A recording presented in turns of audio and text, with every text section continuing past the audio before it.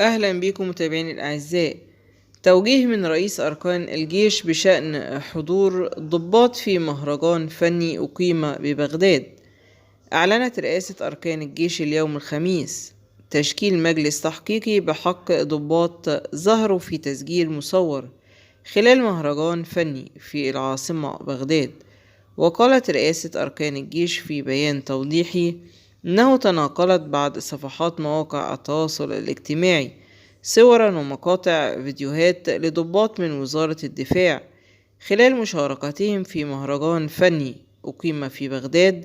وأوضح البيان أن رئيس أركان الجيش وجه بتشكيل مجلس تحقيقي من قبل الجهات المختصة في الوزارة لمعرفة حيثيات الموضوع، وسيتم اتخاذ الإجراءات القانونية اللازمة بعد إكمال التحقيق.